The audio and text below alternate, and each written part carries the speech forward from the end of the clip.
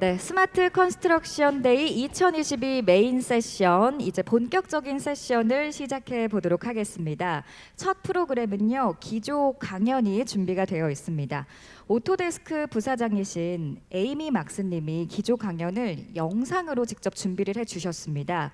주제는 스마트 건설 글로벌 트렌드, 디지털 전환, 프리패브 등의 기업 사례입니다. 여러분 지금 모두 화면을 바라봐 주시기 바랍니다. 바로 영상으로 함께 시청하시겠습니다. Hello, and welcome to Smart Construction Day 2022. My name is Amy Marks, and today I'm going to be talking to you about the convergence of construction and technology trends. I'm going to be speaking to you about the convergence customer and their business needs. I'm the Vice President of Industrialized Construction. Some like to call me the Queen of Prefab. I just want to make sure that you've all read our Safe Harbor statement. A little bit about me. I'm the Vice President of Industrialized Construction, and I've been working in this space for many years and an alumna of the Harvard Business School as well as the University of Florida. I'm the ambassador of one of the largest shows on prefabrication in the world called Advancing Prefabrication, and I've worked in many different companies, working with some of the largest companies around the world on the convergence of design, construction, and manufacturing, including the Singapore government. I'm being one of their panel of experts for construction productivity on DFMA and industrialized construction. So I want you to imagine a world where design, make, and operation information data is granular, it's open and accessible, where you could collaborate in concurrency rather than in a linear format, where you had access to the data, really the right data, and it was seamless, where that data was reusable, and you could improve that data, and it was informing you in real time.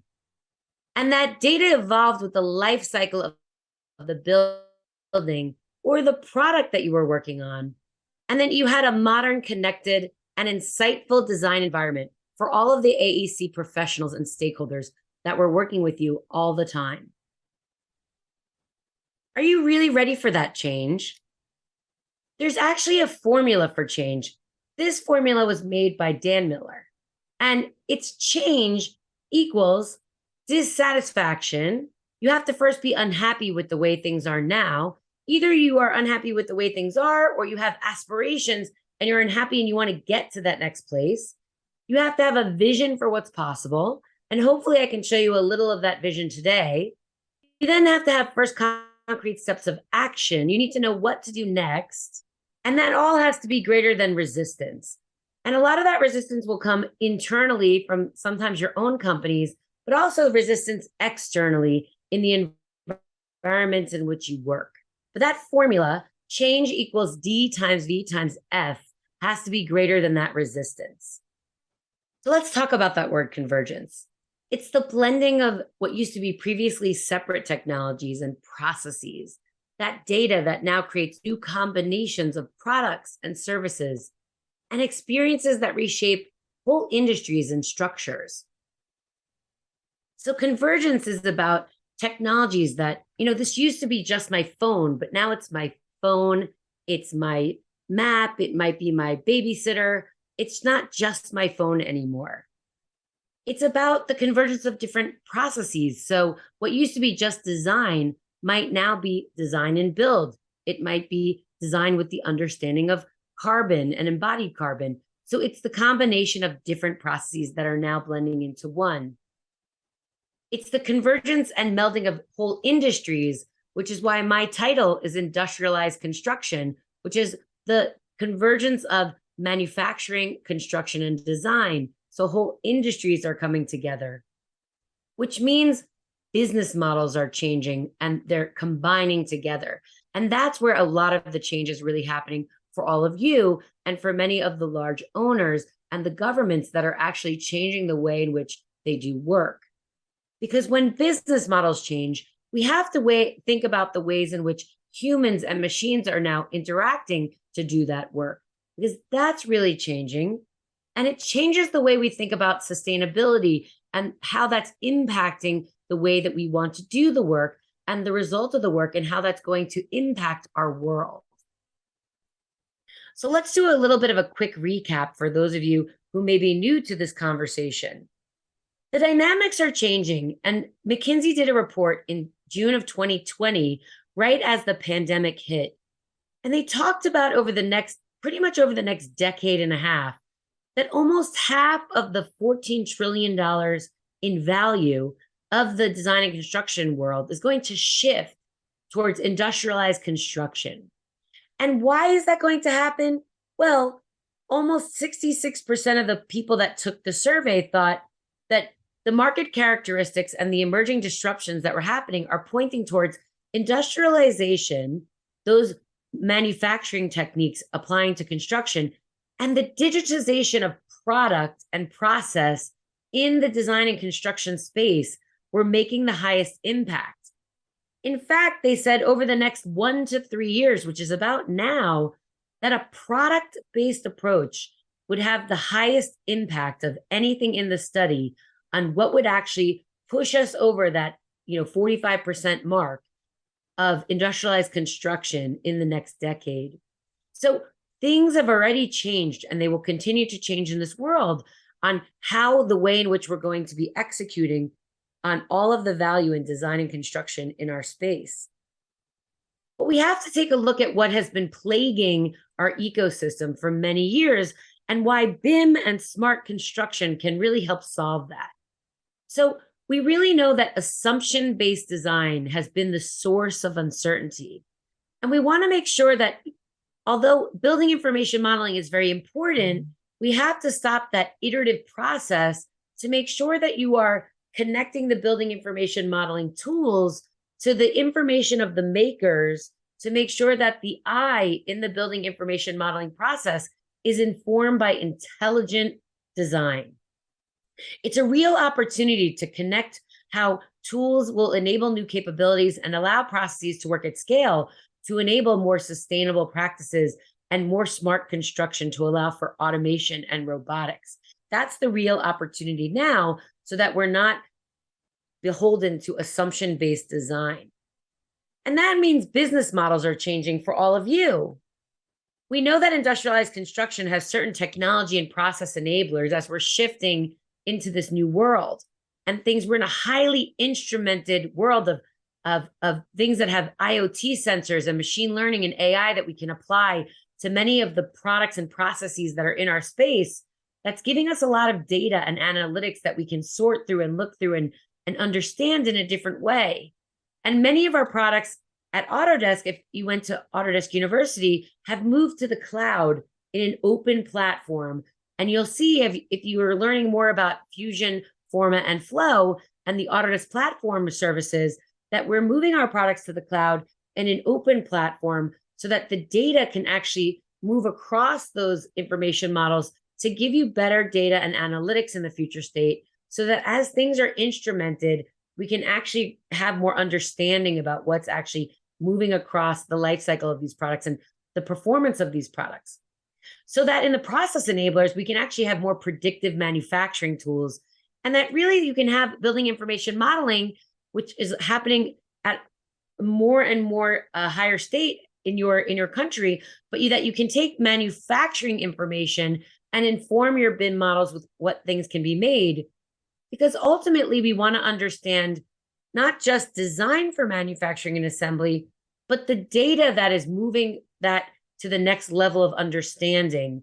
Because we want to move up in the house of industrialized construction to not just prefabrication of products, but true manufactured products, from advanced building products to single trade assemblies, multi-trade assemblies, and volumetric modules.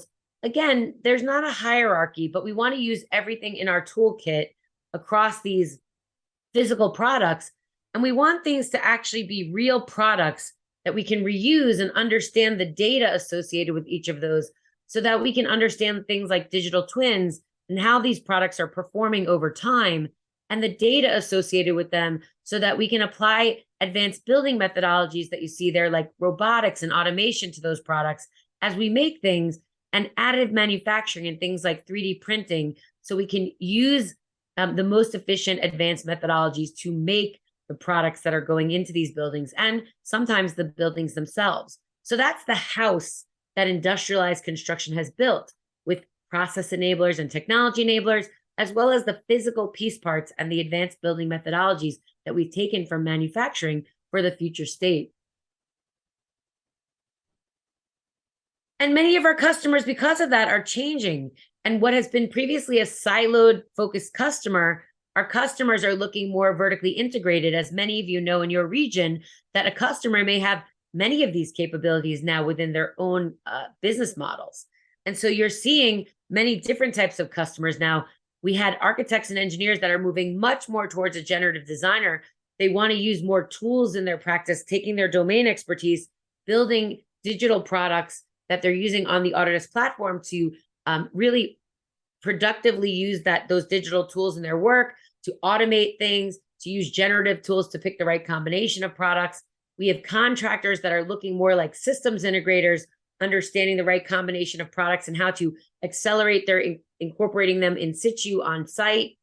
We have a lot of building product manufacturers that want to put combination of products to inform the designers up front for things like carbon analysis and the right combination of products that can actually hit the right performance requirements, that want to move to the front of the process instead of far downstream. And we have many big owners, including our government owners, that want to understand the data so that they can use the right combination of products for the best outcomes and own the data so that they can understand things like digital twins, so that they can really have the most productive builds that are capable for things like reuse and for a life cycle of carbon, to understand the best use cases. So for buildings they're owning over a long period of time. And that's why the data is so important, right? We know that data is going to be so important because we went from job sites that looked like this to more factories that are providing products on job sites that look more like those products on the right. And there is a difference even between prefabrication and products like that generator that you're seeing there on the right.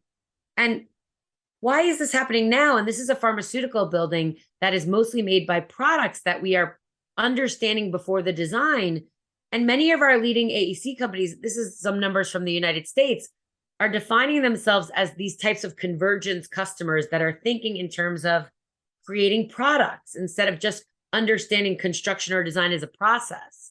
So they want to have reusable products that they understand the data around. And really, those products are focused mostly around the heavy mechanical, electrical, and plumbing services products, and also the structural building applications are moving fastest, especially in concrete and steel, where much of the embodied carbon lies. And so we want to be able to understand that from a cost structure and also an embodied carbon numbers, because that's really important to our customers. And really, it's not just the productization of the physical piece part, it's the productization of the data. And as Andrew Anagnost, our CEO, said a couple of years ago, there's so much uncertainty that is plaguing our construction industry that really can be addressed by bringing manufacturing information to the front of the many design phases of, designing a building. And so that terminology of manufacturing informed design is about bridging the gap between designing things and making them. We have to inform the design of products with their allowable customizations. And we have to do that using tools that only allow for us to design with what is allowed in the variation of manufacturing, so that we can automate fabrication and documentation information of what can be made later. And we want to make sure that we're using the right tool for the right information, and that we can do that and still enable dynamic products, still make intelligent design decisions for both manufacturing and for things like embodied carbon and carbon life cycle, so that we can enable automated outputs and automated, advanced building methodologies, like things like robotics and things like 3D printing. That's really important if we can understand the data associated with those products up front. And in order to do that, that little product that gets designed has to have a data backbone and a data packet associated with it that references that data up front and the specification that's necessary, so that it can travel across our Autodesk Platform Services, formerly named Autodesk Forge, and that we can understand those products as we inform design and how we're making it, and then how we're assembling it on site. And so you'll see it's not just starting with design, but it's starting with the operate information of the end user and what's necessary, and then defining the products that would actually inform the design first, not a design that doesn't understand the products that would actually make from the makers. We have to really kind of flip the script, right? So the I in BIM must be informed by the maker first, and then we can assemble the design from those piece parts and then make those things after the design has been assembled, and then assemble them on site. And that product can actually travel across the Autodesk Platform Services with that data intact and instrumented for things like digital twin, but so that we can also optimize our factory and on-site workflows in the most efficient manner by using not only our design tools, but our manufacturing tools and our construction tools all on the Autodesk platform, as well as tools of our partners that are the most appropriate tools and that all work within our Autodesk Platform Services. And I think that's really important to understand as well, because at the end of the day, you truly want to understand how the building is operating from both a descriptive twin to an autonomous acting twin, where we really understand both the information modeling and the manufacturing informed design.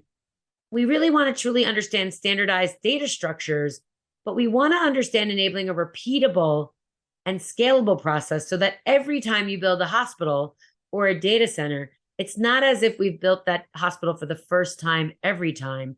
We want to have a reusable components and kits of parts and understand the performance of those kits of parts and components over and over and improve those kits of parts and components, especially if you're driven by, large owners or government entities that want to improve the performance of the buildings for, the people that they're serving.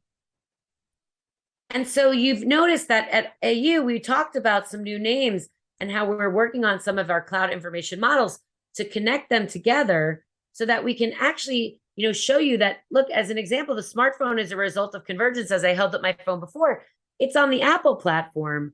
And so the Autodesk Platform Services also has other apps that are built on our platform right now. And we have many partners that actually have built apps on our platform that work seamlessly with our Autodesk products.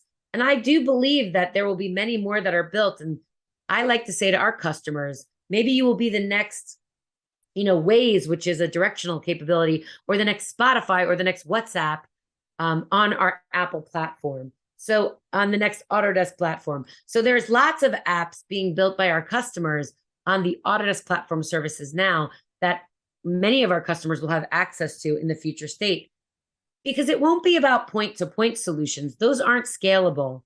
It will be about how the cloud information models handle source data complexity so that everyone has access to many different kinds of customer files and many different types of applications, not just ours, but others, and that they'll be able to take that data and use it anywhere they want. And it's very important that we all learn how to work together. And that's where I work in the consulting and customer success organization, where we're agnostic to the tools that we're helping customers use. And we're helping them use the entirety of the breadth of the experience of the platform services, and working with thought leaders and storytellers like myself for even custom solutions that haven't been built yet that are out of the box. And we can use some of the local knowledge and the teams that you have in Korea and in your region to really help you with the nuance of our partner network there, to provide local insight and understanding for some of the more regional challenges and opportunities that exist there, but still use the experience and the expertise around the globe that will make what you're doing there even more successful. And so I would encourage you to reach out to your local representatives to talk more about how we can work together. And it's important that we get there together, because 40% of a building these days is actually transactional waste. And what's worse is that 40% of what's in our landfills is construction waste. And much of that digital waste exponentially is leading to physical waste. And we can stop that if we work together using building information modeling and smart construction techniques. And I would hope that we can all work together to make this a better planet, a more productive planet for everyone that is here. And so I offer our services and my help to you. If I can ever help, please reach out. I'm more than happy to work with any of you at any time to answer any questions. And I thank you for your time today, for the organizers, and for Autodesk for allowing me to speak with you all today. I hope you have a wonderful show, and thank you very much. 네, 이 자리에는 직접 함께 하시지는 못하셨지만 영상으로서 기조 강연 펼쳐주신 오토데스크 부사장님이신 에이미 막스님께 다시 한번 큰 박수 부탁드리겠습니다.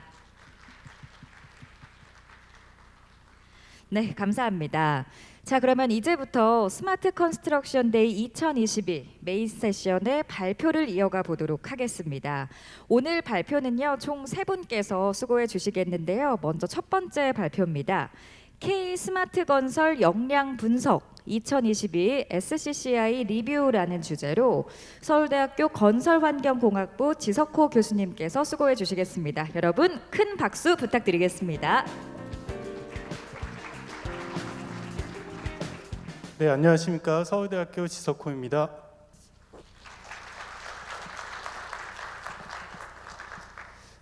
네, 2022년 SCCI 리뷰 발표를 시작하겠습니다. 스마트 건설 기업 지수는 기업의 스마트 건설 역량을 평가하고 벤치마킹하기 위한 프레임워크로 작년에 싱가포르의 스마트 산업 준비도 지수를 활용해서 국내 환경에 맞도록 개발되었습니다. 하고자 하는 취지는 건설 산업의 스마트화를 통해서 산업을 좀 혁신하도록 해보자라는 것입니다. 평가 모형은 크게 2가지 축으로 나눠져 있습니다. 기업 실적, 즉 최근 3년간의 그런 정량적인 실적이 되겠고요. 그 다음은 기업 역량, 그래서 정성적으로 기업이 어떤 역량을 가지고 있는지를 평가하는 것이 되겠습니다. 그래서 실적을 보시면 크게 6가지 항목이 있습니다. 스마트 건설 전문 인력, 지식 재산권, 매출 대비 R&D 투자 실적, 그리고 스마트 건설 R&D 투자 실적, 그리고 현장 적용 실적과 외부 기업 투자 실적 이렇게 있습니다. 기업 역량의 경우에는 업무 프로세스, 기술, 조직 관련 역량이 되겠고요. 뒷부분에 자세히 말씀드리겠습니다. 저희가 올해 평가는 어떻게 했냐면은 일단 기업으로부터 굉장히 자세한 그런 데이터를 좀 받았습니다. 그래서 작년과는 다르게 기업에서 굉장히 자료 협조를 잘 해주셔서 3년간의 그런 실적, 정량적인 실적을 좀 받았고요. 그리고 역량을 평가하기 위해서 저희가 설문 문항과 같은 그런 평가 도구를 좀 개발을 했습니다. 그래서 그것을 나눠드리고 기업 스스로 좀 자기를 진단해 볼 수 있도록 그렇게 하였습니다.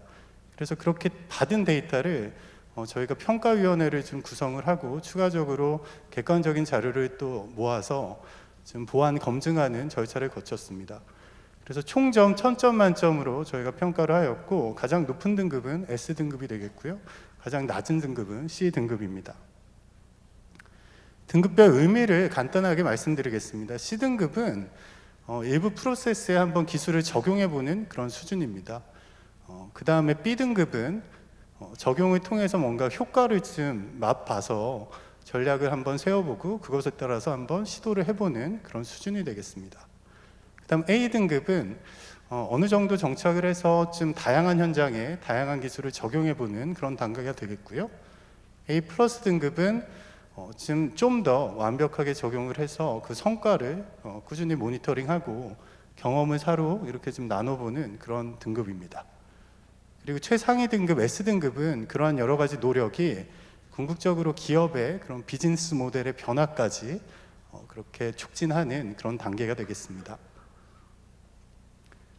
작년 대비 변경 사항을 좀 말씀드리겠습니다. 크게 2가지인데요. 정량 평가에 있어서는 저희가 현장에서 어떤 기술들을 쓰고 있는지에 대한 자료를 좀 많이 받았습니다. 그래서 현장 중심의 평가가 될 수 있도록 올해 평가를 진행하였습니다.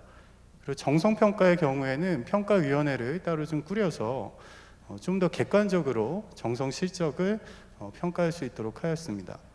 조금 더 자세히 말씀드리면 정량 평가의 경우에 최근 3년간 각 건설사가 현장에 계획 설계, 시공, 유지 관리 어떤 단계에 어떤 기술을 얼마나 썼는지 그리고 어느 정도 수준으로 썼는지를 좀 자료를 면밀하게 받아서 평가를 했습니다. 그리고 스마트 건설 R&D 투자나 전문 인력의 규모와 같은 것은 아무래도 큰 건설사가 유리하기 때문에 그것을 좀 보완하기 위해서 전체 대비 비율을 또 추가로 반영했습니다. 그리고 스마트 건설의 수상 실적이라든지 활용 효과 같은 것을 총점의 한 5% 내로 가점으로 반영을 좀 했습니다. 저희가 정성평가 같은 경우에는 아무래도 자기 평가서를 좀 받아서 평가를 하다 보니까 딱 결과를 받아놓고 나니 기업 스스로 너무 잘한다고 이렇게 좀 많이 평가를 해주셨습니다. 그래서 저희가 평가위원회를 좀 구성해서 다시 한번 재평가를 할 수밖에 없었습니다. 그래서 좀 더 객관성을 확보하려고 노력을 했다고 보시면 되겠고요.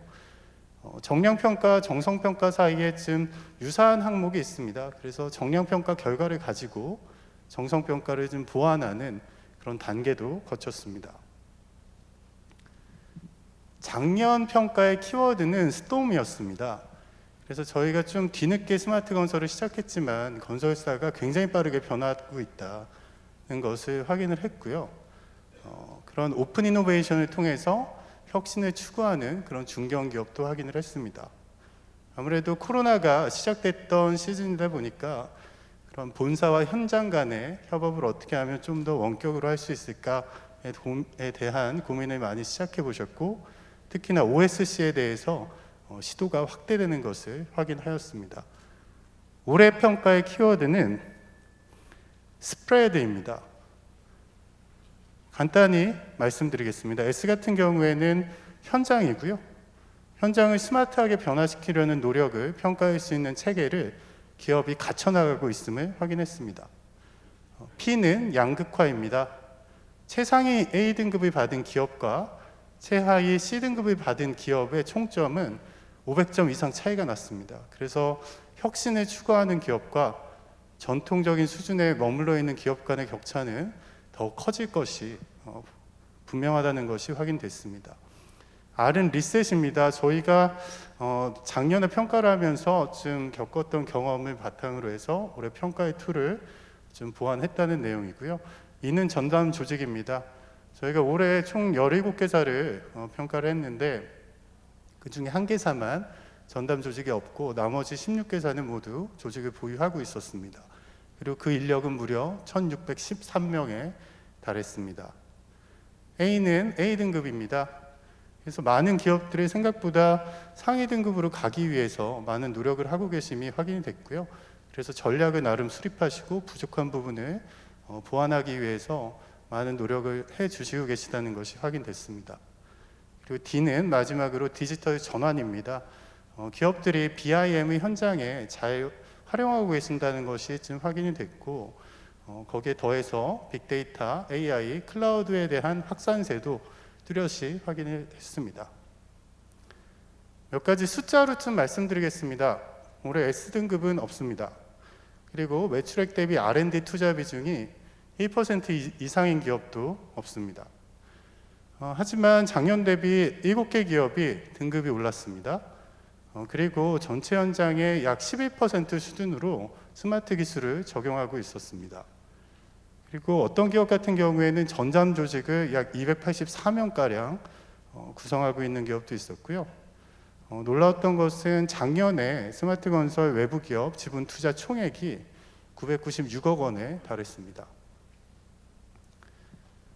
결과를 좀 먼저 요약해서 말씀드리겠습니다. 저희가 2019년에서 21년 실적 자료를 바탕으로 평가를 했습니다. 시공능력 평가 30위권 건설사 중에 17개사가 참여를 했고, SK 에코플랜트에서 분사한 에코엔지니어링도 별도로 평가를 의뢰를 했기 때문에 번외로 평가를 하였습니다. 그래서 보시면 A 플러스 등급이 처음 등장을 했고요. 한 2개사 정도가 됐고, B등급의 가장 많은 수를 차지했습니다. 그래서 평균을 보시면은 한 567점 정도 결과를 얻었습니다. 작년과 좀 비교해 보면 C등급이었던 기업들이 B등급으로 많이 상향되고 있는 것이 확인이 됐고요. 그 다음부터 B뿔, A뿔 등급으로 계속 조금씩 나아지고 있는 것이 확인이 됐습니다. 그래서 굉장히 긍정적인 분위기라고 말씀을 드리겠습니다. 기업 실적 평가, 즉 정량 평가 결과에 대해서 종합해서 말씀드리겠습니다. 11개 기업 모두 스마트 건설 기업으로 전환하려는 의지가 굉장히 강함을 좀 확인했습니다. 그리고 괄목할 만한 성과는 전담 조직의 규모가 굉장히 커졌다는 것이고 적용하는 현장도 많이 늘었다는 것입니다. 하지만 작년과 마찬가지로 외부 기업 투자에 있어서는 9개 기업이 실적이 전혀 없었습니다. 그래서 다른 항목에 비해서 여전히 점수는 좀 낮은 상황입니다. 기업 역량평가 결과 종합해서 말씀드리겠습니다. 기업 스스로 평가한 결과가 생각보다 좀 많이 부풀려진 경향이 있었습니다. 그래서 저희가 평가위원회를 통해서 재평가를 좀 할 수밖에 없었고요.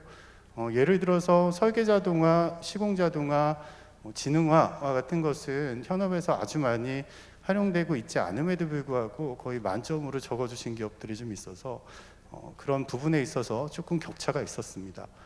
보시면 조직 관련 점수가 가장 높았고요. 그 다음에 업무 프로세스 역량, 그리고 기술 역량 순으로 평가가 되었습니다. 이는 당연하다고 생각이 되는 게 조직이 좀 변화를 해야 업무 프로세스도 맞춰서 변화하고 거기에 기술을 적용해 볼 수 있고 그렇기 때문에 이 단계는 자연스럽다고 생각이 됩니다. 세부적으로 하나하나 간단하게 요약해서 말씀드리겠습니다. 첫 번째로 전담 조직의 운영입니다. 전체 규모와 전체 직원 수 대비 비중을 가지고 평가를 했습니다. 작년에 비해서 조직의 규모는 월등히 커졌습니다. 기업 간의 편차도 많이 줄었습니다. 17개 기업 중에 조직이 없는 기업은 1개에 불과했고요. 총 인원은 1,600명 정도로 작년 대비 2.18배 증가했습니다. 그리고 조직 인원에 비해서 전문 인력 수가 부족한 경우도 있었고 반대로 전문 인력이 그런 전담 조직에 속해져 있지 않은 경우도 있었습니다. 비중을 보시면 전체 직원의 한 3.7%가량이 스마트 건설 전담 조직에 분포하고 있었습니다. 저희가 한 2개 이상 그렇게 등급이 상향된 기업을 빅점프라고 표현을 해봤는데요. 현대엔지니어링의 규모 부분에서 쌍용건설이 비중 부분에서 빅점프를 하였습니다. 다음으로 지식재산권 실적 말씀드리겠습니다. 기업별로 최근 3년간 평균 5.82건의 특허를 보유했습니다. 그리고 A등급을 받은 2개사는 각 18건, 17건을 보유했습니다. 하지만 9개의 기업이 3건 미만의 특허를 가지고 있었고요. 대부분의 기업은 저희 스마트 건설 R&D 실적에 비해서 더 많은 양의 특허를 보유하고 있었습니다. 하지만 한 2개 기업은 R&D 양에 비해서 특허가 굉장히 부족했는데 아무래도 R&D 결과의 상용화 노력이 좀 부족하지 않았나 싶습니다. 빅점프 기업은 우미건설입니다. 매출 대비 연구개발 투자 규모 말씀드리겠습니다. 작년에는 전체 매출액의 1% 이상을 투자한 기업이 한 2개사가 있었는데 아쉽게도 올해는 하나도 없었습니다. 경기 침체를 이렇게 고려해 보면은 자연스러운 현상이긴 하나 개선은 필요한 그런 부분입니다. 특히나 전체 기업 중에 6개 기업은 매출액의 0.1% 미만을 R&D에 투자하고 있어서 거의 R&D를 수행하지 않았다라고 보입니다. 하지만 고무적인 것은 이 R&D의 대부분이 스마트 건설 관련 R&D였다는 것이 확인된 것입니다. 그래서 빅점프 기업은 롯데건설, DLENC 되겠습니다. 스마트 건설 관련 R&D 이어서 말씀드리겠습니다. 최대로 받은 기업은 한 26건 정도였고요. 하지만 6건 미만이 한 9개 정도 기업이 됐습니다. 저희 전체 R&D 건수가 139건이었는데 그 중에 스마트 건설 관련이 한 118건이어서 무려 85%가 되었습니다. 그리고 2019년 25건으로 시작을 해서 매년 서서히 증가하는 추세에 있습니다. 대우건설이 A+로 최상위 등급을 받았습니다. 규모를 보시면 당연히 모두가 1% 미만이긴 한데요. 하지만 그 규모는 최근 3년간 연평균 19% 정도로 계속 증가하고 있습니다.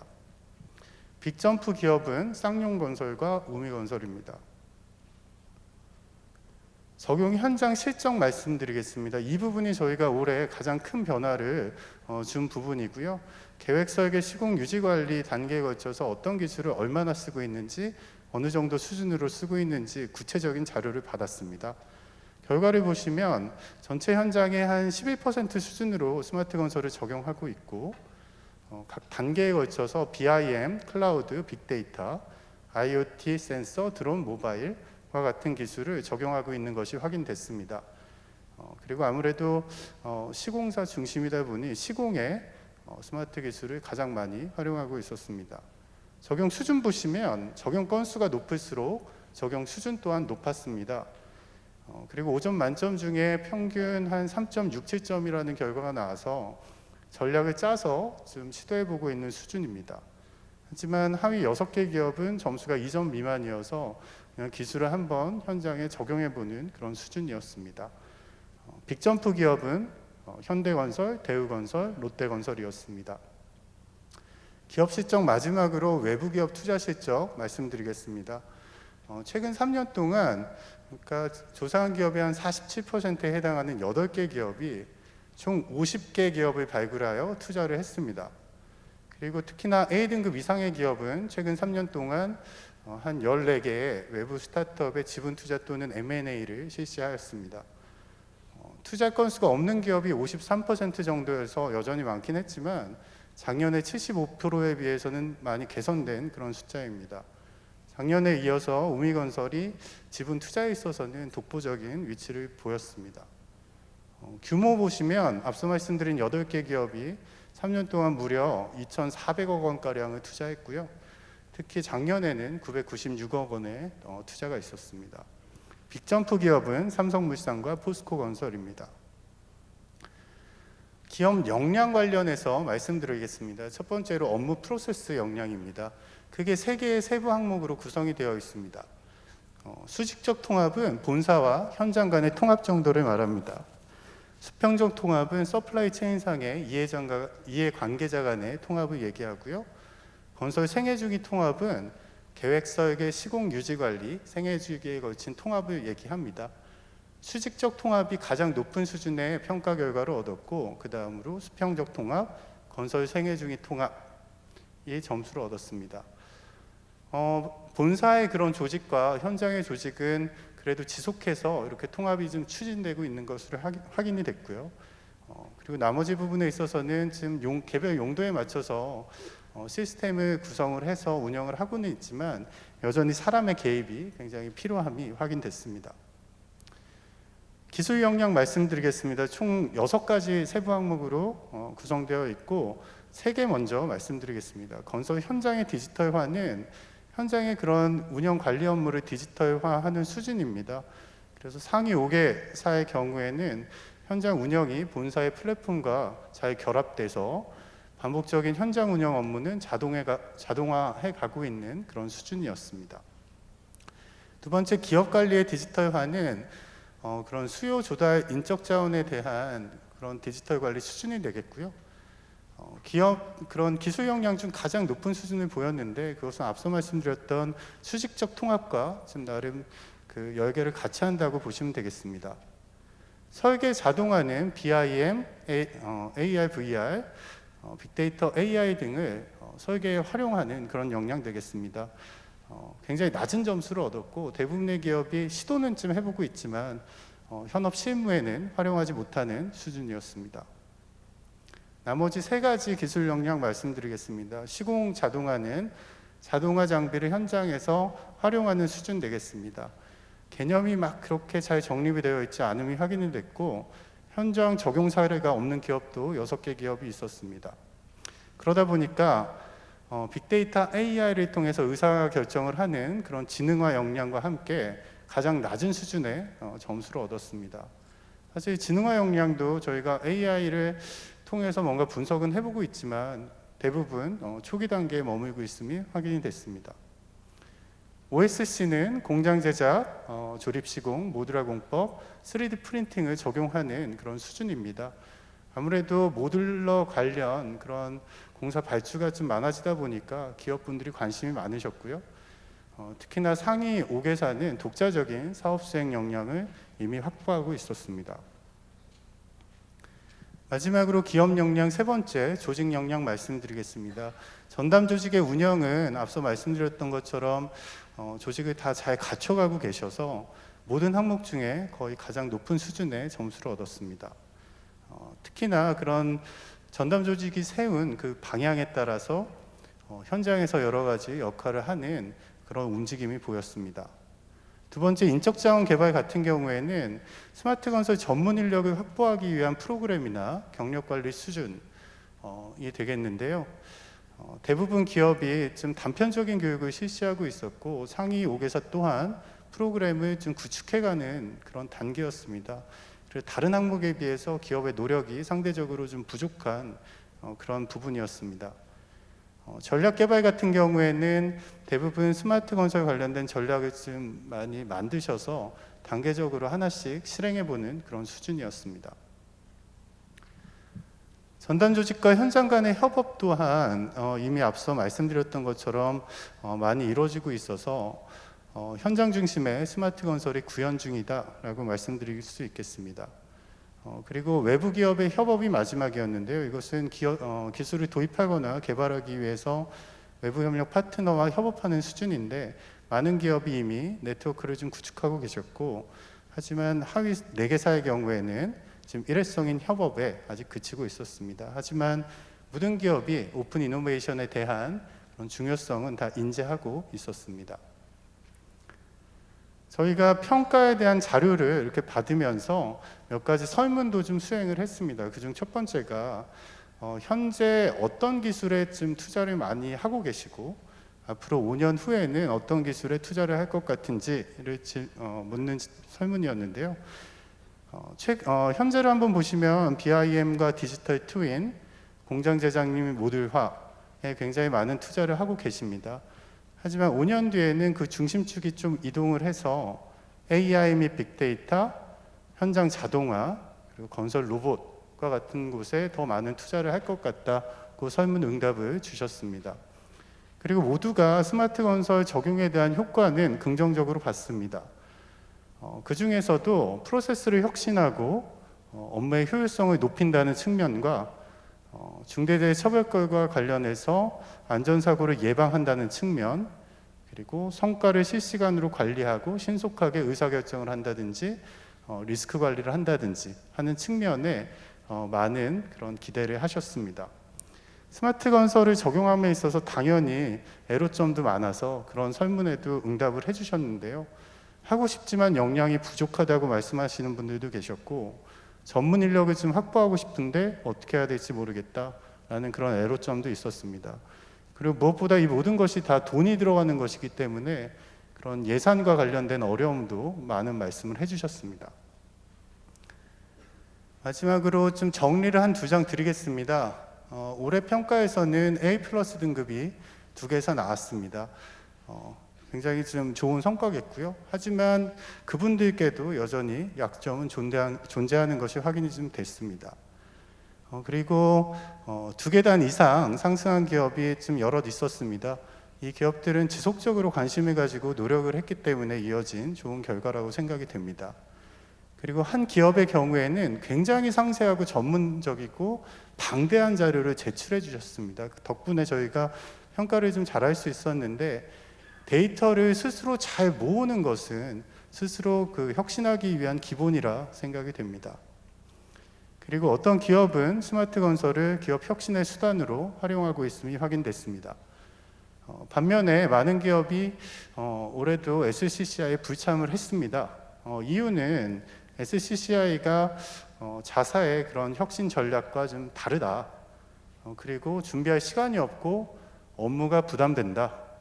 그리고 아주 솔직하게 우리한테 득이 될 게 없다라고 그런 말씀도 해주셨는데 사실 저희 SCCI가 기업을 이렇게 순위를 매기고 하는 것에 목적이 있는 것이 아니라 좀 스스로를 외부의 시각으로 바라보게끔 이렇게 객관적인 그런 지표로서 역할을 하는데 더 중점을 두고 있습니다. 그렇기 때문에 올해는 참여를 못 하셨더라도 내년에는 많은 참여를 부탁드립니다. 올해 참여한 건설사분들은 작년에 비해서 굉장히 적극적으로 자료를 제출해 주셨습니다. 그래서 이 자리를 빌어서 진심으로 감사의 말씀을 드립니다. 덕분에 저희가 조금 더 객관적으로 평가를 할 수 있었습니다. 그리고 기업 역량 부분에 있어서는 앞서 말씀드렸던 것처럼 조직 역량, 업무 프로세스 역량, 기술 역량 순으로 발전될 것이 예상이 됩니다. 가장 괄목할 만한 그런 성과는 전담 조직이 다 크게 생겼다는 것이고 현장에 적용하는 기술의 수도 많이 늘었다는 것입니다. 그리고 대부분 기업이 건설 그 효과에 대해서 긍정적이셔서 어려운 시기임에도 스마트 건설 관련된 투자는 확대를 했습니다.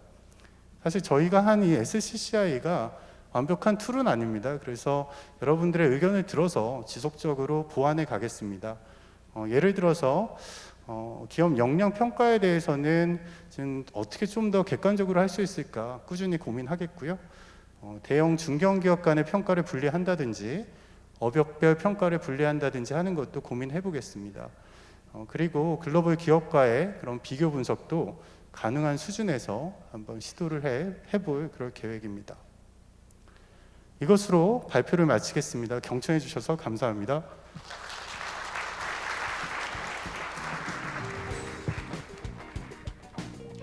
네, 첫 번째 발표해 주신 지석호 교수님 감사합니다. 여러분 다시 한번 큰 박수 부탁드리겠습니다.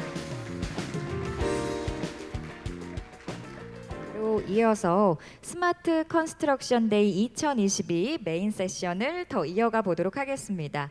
이제는 두 번째, 세 번째 발표에 이어서 또 좌담회까지 풍성하게 준비가 되어 있으니까요. 끝까지 많은 관심 부탁드리겠습니다.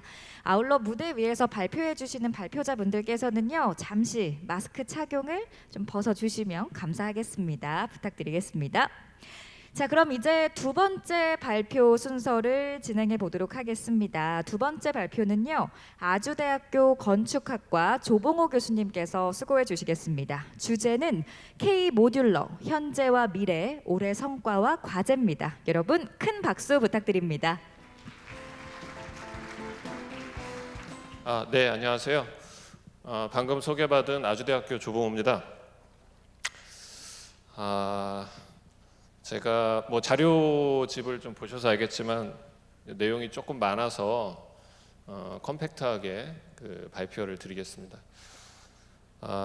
제가 오늘 그 받은 주제가 상당히 제목이 좀 거창합니다.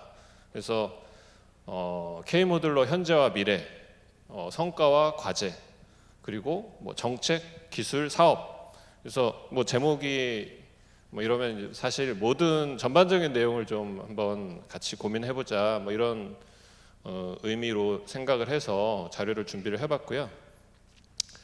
순서는 이제 우선 시장에 대해서 간단하게 리뷰를 해보고요.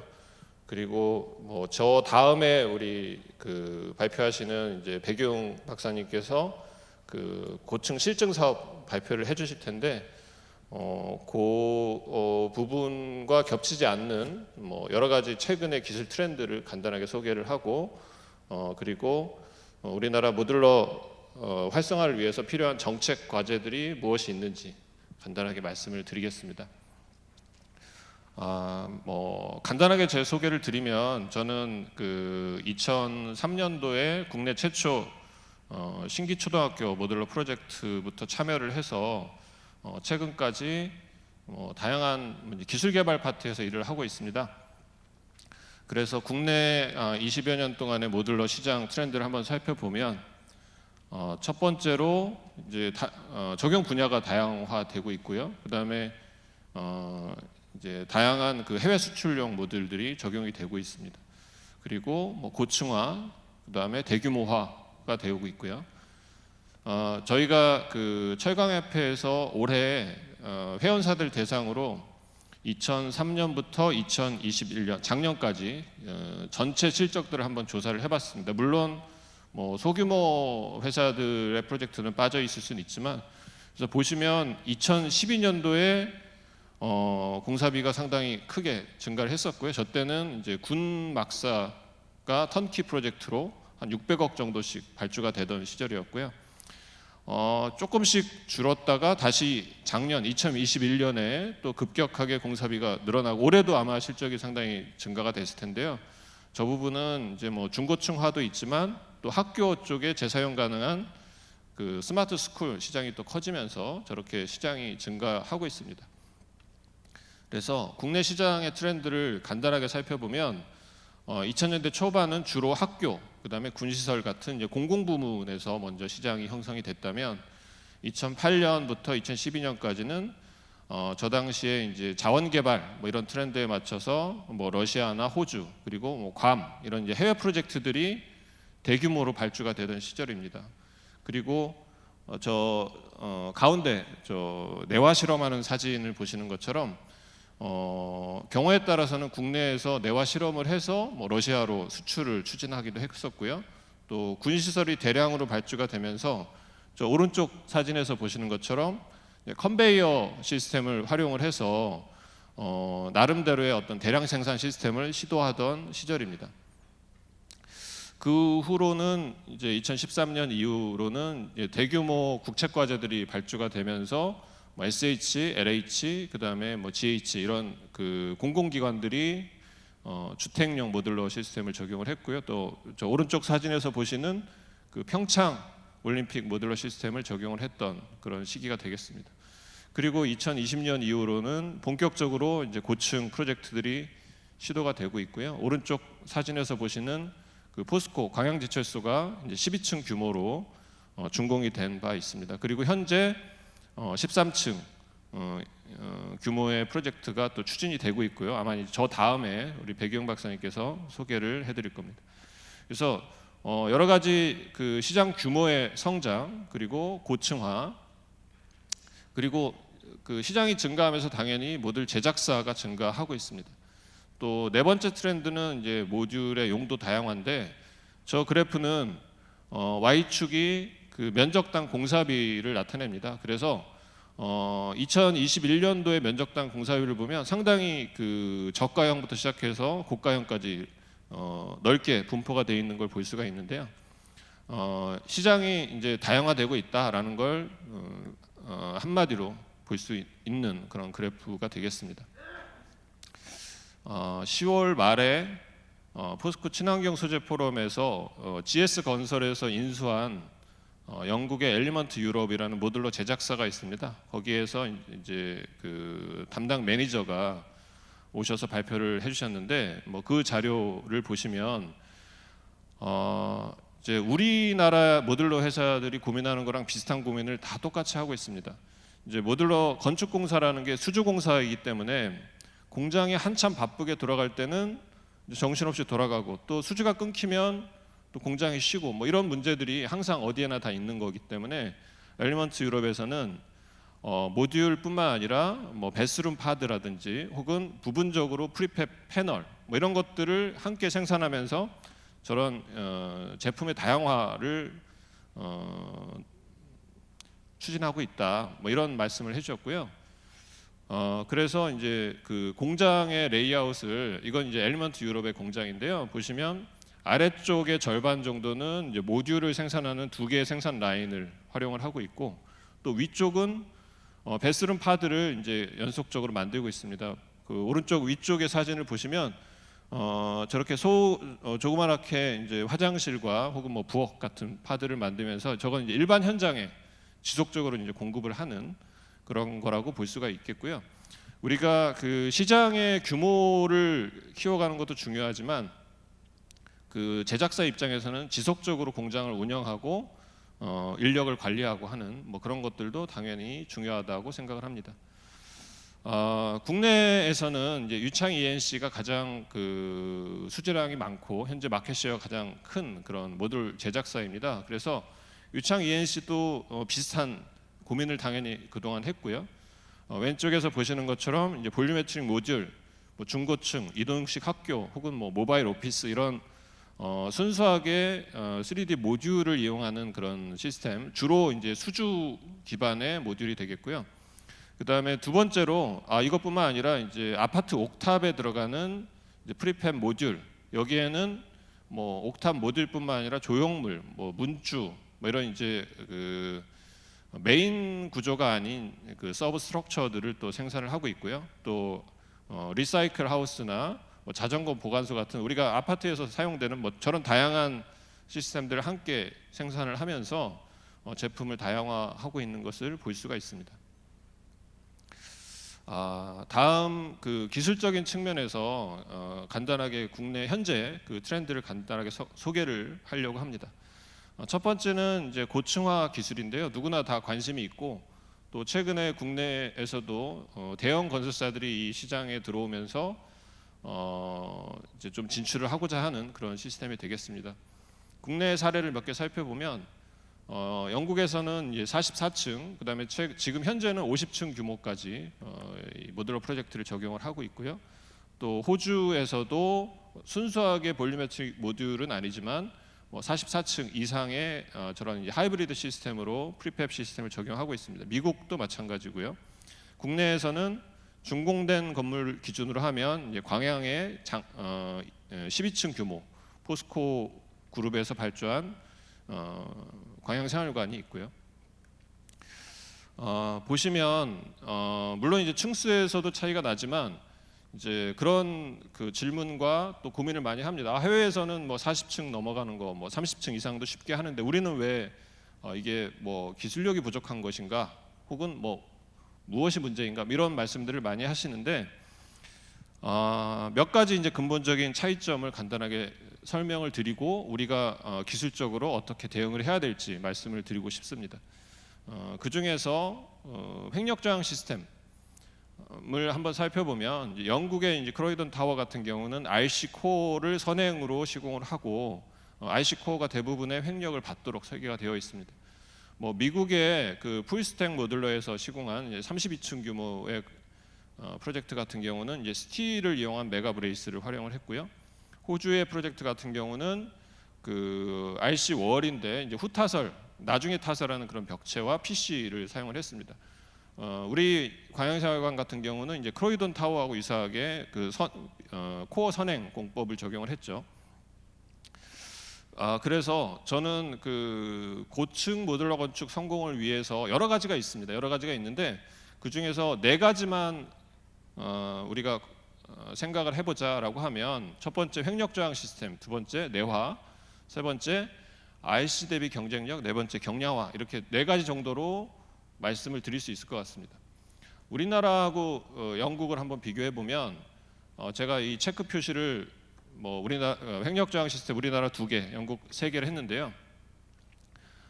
저게 체크가 많을수록 쉬운 겁니다. 뭐 쉽다라기보다 뭐 쉬운 거죠, 말 그대로.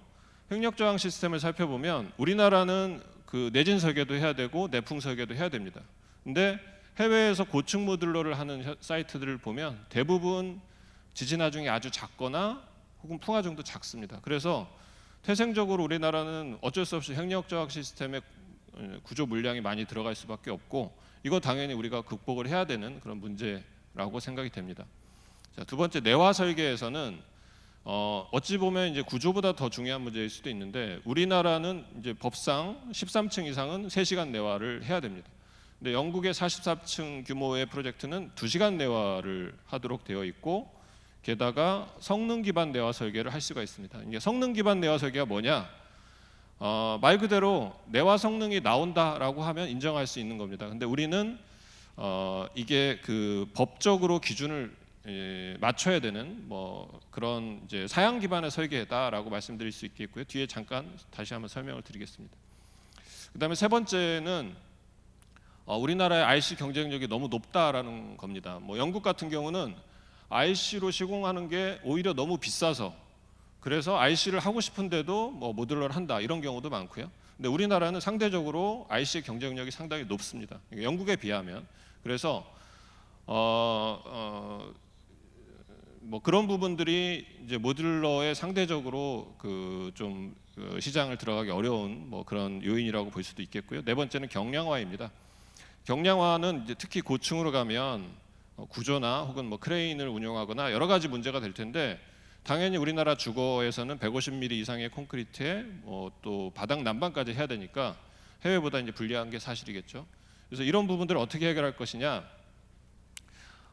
당연히 그 어렵지만 불가능한 건 아니다라고 생각이 됩니다. 그래서 광양생활관 같은 경우에 나름대로의 그 횡력 저항 시스템을 만들어서 적용을 했습니다. 물론 여기서 더 최적화할 수 있는 여지는 있지만 벽체 코어와 그다음에 모듈 간의 횡력을 전달하기 위한 다이어프램을 형성을 해서 설계를 했고 실제 적용을 했고요. 또 접합 방식은 케이블을 이용한 접합 방식인데 실제 그 내진 성능을 확인하기 위해서 구조 테스트를 하고 실험상으로는 반응 수정 계수를 4.5 이상 적용할 수가 있습니다. 여기서 4.5라는 건 뭐냐면 지진 하중을 얘는 충분히 연성 거동을 하기 때문에 줄여줄 수 있다, 뭐 이런 걸 의미하는 겁니다. 그다음에 내화 설계를 한번 살펴보면 자, 오른쪽 그림은 지난번 그 엘리먼트 유럽의 매니저 이제 GS 건설의 이제 담당 매니저가 소개하신 그 그림인데요. 내화를 화재가 나도 구조재의 온도가 올라가지 않고 혹은 구조재가 강도가 떨어지지 않고 2시간 동안 유지가 되면 그게 내화 설계가 되는 겁니다. 그래서 그 방법은 여러 가지가 있지만 영국에서는 벽체와 천장에 내화 석고보드를 설치하겠다.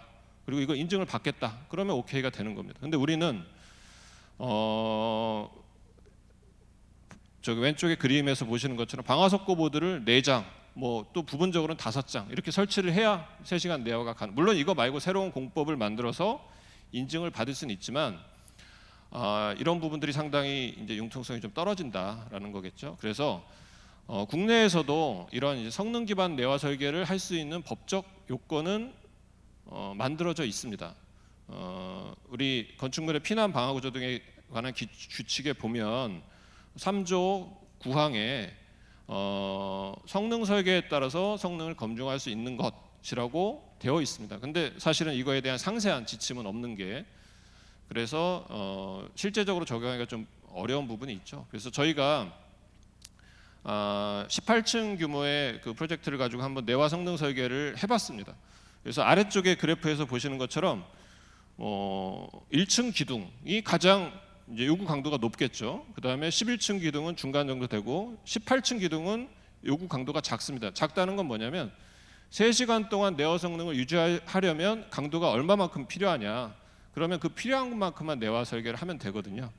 그래서 이런 부분들이 있음에도 불구하고 이제 사양 기반 설계에서는 이제 뭐 그런 부분들이 적용되기 힘들다. 그래서 성능 기반 내화 설계를 하면 실제 피복 두께를 14에서 66%까지 절감할 수가 있다. 자, 두 번째 사례는 제가 아까 첫 번째 페이지에서 보여드렸던 러시아에 저희가 모듈러 병원을 수출하기 위해서 직접 그 건설기술연구원 화성 실험동에서 실험을 했던 사례입니다. 오른쪽 위에 사진에서 보시는 것처럼 벽체와 천장에 내화 석고보드 설치해서 실제로 화재 실험을 했더니 충분히 내화 성능이 확보가 되더라. 그래서 이거 가지고 이제 저희가 추진을 했었지만 결과적으로는 뭐 다른 이유 때문에 좀 어려웠었습니다만 어쨌든 충분히 가능하다라는 걸 확인을 했고 현재 유럽에서는 이런 방식으로 내화 설계를 하고 있습니다. 다음은 공기 단축과 관련된 기술을 간단하게 소개를 하겠습니다. 이것도 이거는 우리 그 사무 종합 설계에서 HTA라는 영국의 설계사를 초청해서 세미나를 했었습니다. 그래서 여기서 발표를 했던 자료인데요. 위에 있는 그림은 기존의 RC 내지는 뭐 전통적인 공법으로 4년이 걸리는 프로젝트를 설명을 하는 겁니다. 설계 2년, 그다음에 시공 2.5년. 그러고 나서 이제 렌탈을 하면 인컴이 들어오겠죠. 근데 모듈러 공법을 이용하면 동일한 규모에 대해서 2바퀴를 돌릴 수가 있는 거죠. 2바퀴를 돌린다는 건 렌탈 인컴이 3년 차부터 들어오는 겁니다. 지금처럼 금리가 높은 시절에 당연히 훨씬 이제 경쟁력이 있겠죠. 그래서 그 기존에 비해서 실제적으로 부분적으로는 뭐 노무량이 많이 들어갈 수 있지만 전체적으로 공기를 줄일 수 있기 때문에 경제성이 확보가 된다. 자, 국내에서 모듈러를 적용해서 고층의 공기를 줄이겠다라고 생각을 하고 적용을 하려고 보니 RC 코어로 적용을 하기에 어차피 코어가 RC로 들어가면 공기를 줄이는데 제한이 있습니다. RC는 저층부가 시공이 돼야 고층이 올라가니까. 그래서 재작년에 2020년도에 이제 포스코와 GS 건설 같이 저희 아주대하고 공동 연구를 통해서 코어부를 한번 모듈화 해보자라는 연구를 수행을 했습니다. 그래서 기본적인 컨셉은 코어를 모듈화해서 조립을 하되 여기에 RC를 콘크리트를 거푸집 내에 타설을 하는 겁니다. 그래서 실제로 18층 규모의 기존의 RC를 전환 설계를 해서 테스트를 해봤고요. 오른쪽에 보시는 것처럼 철근이 미리 배근이 되어 있는 모듈을 설치를 하고 적층을 한 다음에 실제로 콘크리트를 타설해서 이게 과연 수평 접합이나 수직 접합이 가능한지 뭐 이런 부분들을 이제 테스트를 했던 거고요. 뭐 3D 프린팅을 이용해서 모델을 만들고 뭐 시뮬레이션도 하고요. 실제 제작을 해봤습니다. 국내 그 플랜엠이라는 우리 그 학교 모듈 전문 제작사에서 샘플을 제작을 했는데 바닥에 쓰는 우리 그 데크를 이제 벽체에다 설치하고 철근을 벽체에다 미리 배근을 합니다. 그러면 실제로 저 모듈이 그 하부층에 있는 모듈이 이제 상부층의 모듈 하중을 받으면서 옆에 있는 모듈과 동시에 시공을 할 수 있는 그런 프로세스라고 보실 수 있겠고요. 여기서는 이제 숏크리트를 이용해서 콘크리트 타설을 했는데 뭐 이런 방법 외에도 실제로 양쪽에 거푸집을 대고 설치하는 방법도 가능하겠습니다. 그래서 우리 GS건설에서 이제 공기를 분석을 했는데요. 첫 번째 그림은 순수한 RC, 두 번째는 RC 코어와 모듈러 룸, 세 번째는 모듈러 코어와 모듈러 룸 이렇게 세 가지를 비교를 해봤는데 한 9개월 정도 공기를 단축할 수 있다라고 분석을 했습니다. 근데 실제로는 뭐 더 줄일 수도 있겠죠. 그래서 국내에서 고층화를 하기 위해서는 결정적으로 공기를 줄이는데 코어의 공기를 줄이는 게 중요하다 이런 말씀을 드리겠습니다. 그다음에 뭐 크레인 레이아웃에 대한 설명이고요. 제가 너무 욕심을 내서 발표 자료를 많이 만들었더니 간단하게 제가 소개를 하겠습니다. 제가 그 우리 그 중고층 모듈러 연구단 MCF 연구단의 이세부를 맡고 있습니다. 저 다음으로 발표하시는 이제 백용 단장님이 단장을 맡고 계시고 이세부에서 주로 하는 내용은 공장 제작 최적화 기술 개발입니다. 그래서 2014년부터 현재 2022년까지 연구 개발을 했고요. 유창, 뭐 포스코 ENC를 비롯한 여러 기관들이 같이 들어와 있습니다. 간단하게 소개를 좀 드리겠습니다. 그래서 요소기술, 설계 도서 등등이 있는데요. 그 중에 하나가 저희 아주대에서 개발한 공장 설계 프로그램입니다. 그래서 공장을 설계하고 공장에서 모듈을 제작하는 것을 관리하는 그런 소프트웨어가 되겠습니다. 그래서 보시면 공장 설정, 레이아웃 설정, 그다음에 프로젝트 DB를 가지고 와서 입력, 그다음에 생산 관리, 그리고 맨 오른쪽 사진에서 보시는 것처럼 우리가 이것을 두 개의 라인을 만들 거냐, 하나를 만들 거냐, 혹은 노무량을 어떻게 투입할 거냐 이런 다양한 대안들을 가지고 생산성을 비교해서 미리 시뮬레이션을 하는 그런 프로그램이 되겠습니다. 그다음에 저희 그 과제에 이제 유창 ENC 국내 이제 가장 마켓 쉐어가 높은 회사입니다. 그래서 여기서는 다양한 장비들을 개발했습니다. 그래서 최근에 개발한 장비는 모듈을 제작하는 지그인데 이것을 전동화해서 짧은 시간 내에 모듈의 레이아웃이 변화하더라도 그거에 맞춰서 지그를 생산할 수 있는 조립할 수 있는 그런 시스템을 만들었습니다. 그리고 저희 마찬가지로 포스코 ENC에서는 공장 제작 샵 드로잉을 그 BIM 툴을 활용해서 만드는, 그래서 뭐 예를 들면 뭐 석고보드 레이아웃이라든지 여러 가지 실제로 우리가 현장에서 샵 드로잉을 그리지 않는 부분들이 많습니다. 그런 부분들을 다 미리 제작 도면을 만들고 또 활용할 수 있는, 그래서 이 기술들은 실제로 광양생활관이나 이런 부분들에 다 이제 적용이 된 그런 사례가 있고요. 또 저희 아주대에서 온라인 그 모듈러 품질 체크리스트 뭐 이런 것들을 만들어서 확인할 수 있도록 뭐 그런 이제 다양한 기술들을 개발했고, 뭐 기회가 되면 이건 다음번에 다시 한번 소개를 드리겠습니다. 세 번째 정책입니다. 그래서 정책은 저희가 다 아는 내용입니다. 뭐 인력의 문제, 그다음에 건설산업 환경의 변화, 그리고 생산 방식의 변화, 디지털화, 뭐 아까 뭐 계속 오늘 했던 내용인데요. 그래서 우리가 모듈러를 활성화하자라고 생각을 하는데, 그럼 어떻게 할 거냐? 정책적인 측면에서 법제도를 살펴봤더니 몇 개만 살펴봐도 상당히 많습니다. 주택법, 주택건설 기준, 그다음에 뭐 국가계약법, 건설산업기본법 등등. 그래서 이런 것들을 종합적으로 저희가 분석을 해서 활성화 법제도 개선안을 한번 만들어 보자라고 제안을 하고 싶습니다. 그래서 시장 활성화 측면, 또 건설 생산성 측면, 품질 보증, 또 기술 기반의 제도 합리화, 네 가지 측면에서 몇 가지의 정책을 제안하고자 합니다. 첫 번째는 시장 모니터링 체계 구축입니다. 그래서 국내에서 모듈러 혹은 OSC의 시장이 얼마나 되는지를 통계적으로 정확하게 알기가 어렵습니다. 건설산업기본법에 시행 규칙 별지를 이렇게 개정을 하면 신고할 때 공장 제작 모듈러나 PC에 대한 내용들을 여기에다가 입력을 하면 실제로 이제 통계적으로 잡히겠죠. 이게 첫 번째 제안이고요. 두 번째는 발주 계약제도 제선입니다.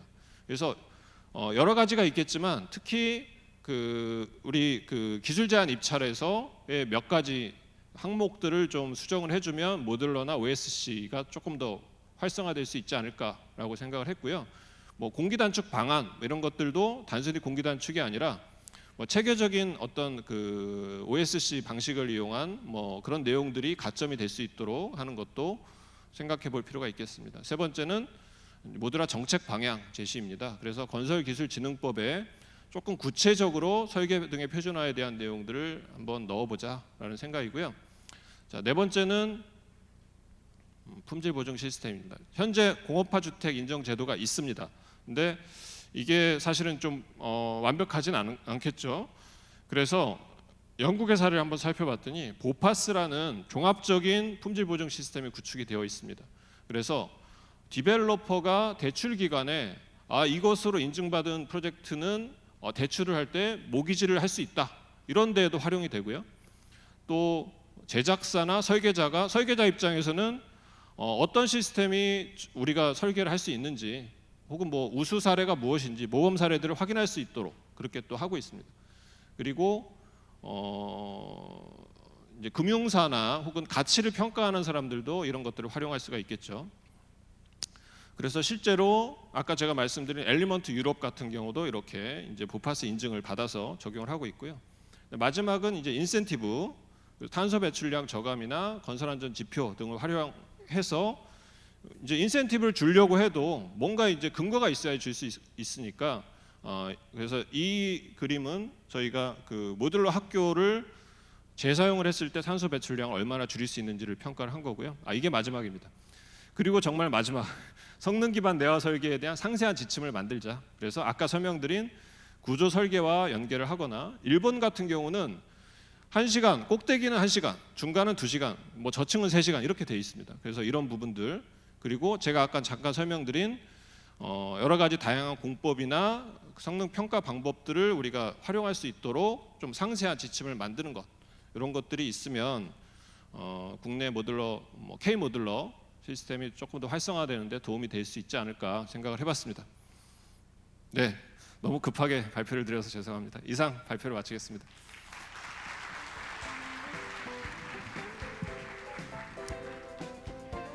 네, 두 번째 발표 수고해주신 조봉호 교수님 진심으로 감사합니다. 너무나 유익한 내용이었고요. 다시 한번 큰 박수 부탁드리겠습니다.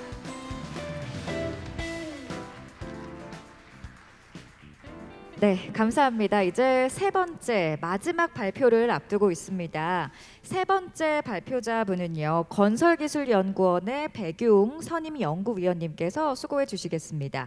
주제는 국내 첫 13층 모듈러 주택 성과와 과제, 용인 영덕 경기 행복주택 프로젝트라는 주제로 수고해 주시겠습니다. 큰 박수 부탁드립니다.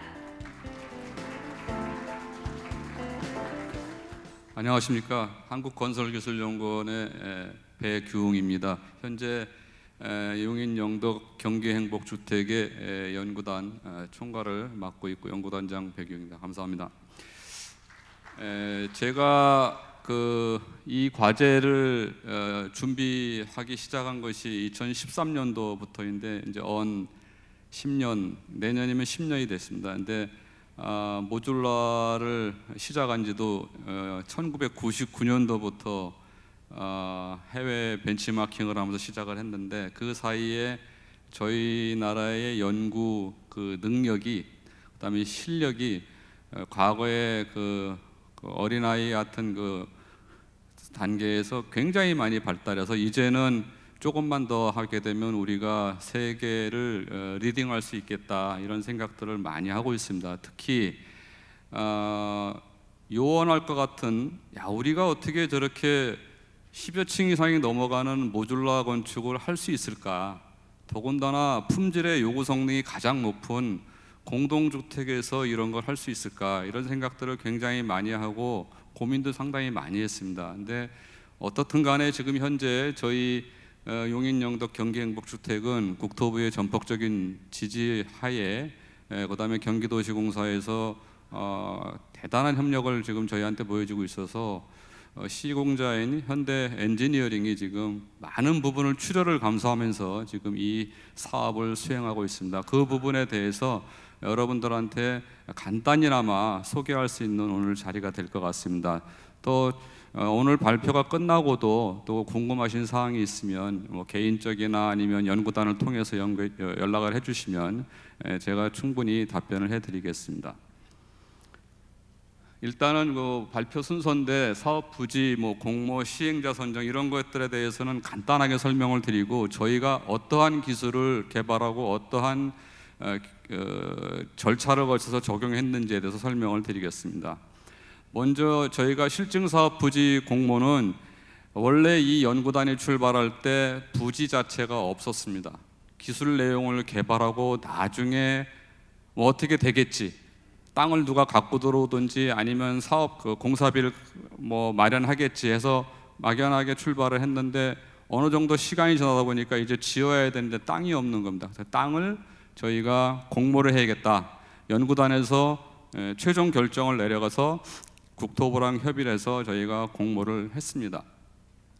공모를 했을 때 저희가 2019년도에 공모를 했고요. 그 공모할 때 저희 연구단에 공사비를 70억을 지원해 주는 조건으로 대상 부지를 공공공사에서 갖고 있는 땅을 제공해 주시면 우리가 공사비의 70억을 출자하시는 방식으로 연구단에서 하겠다 해서 저희가 실시를 했고요.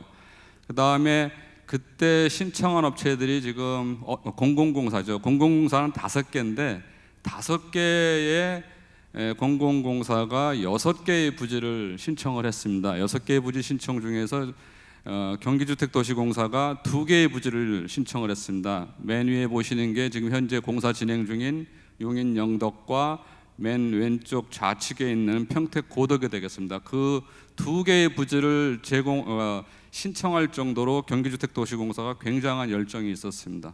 그 중에서 외부 심의원님들을 저희가 모셔가지고 아주 객관적으로 평가를 했습니다. 평가해서 결국은 이제 수원에 있는 경기 용인 영덕에 있는 대상지가 선정이 됐고요. 그 이후에 절차를 저희가 밟아 나가게 됐습니다. 그래서 업무 협약서가 저희가 맺으면서 여기 지금 나중에 패널 자장을 하시는 한승원 전 저희 건설기술연구원의 원장님 계실 때 경기도시공사 이현욱 사장이 계실 때 저희가 앞으로 이런 일을 잘 해보자 해가지고 업무 협약서를 맺었고요.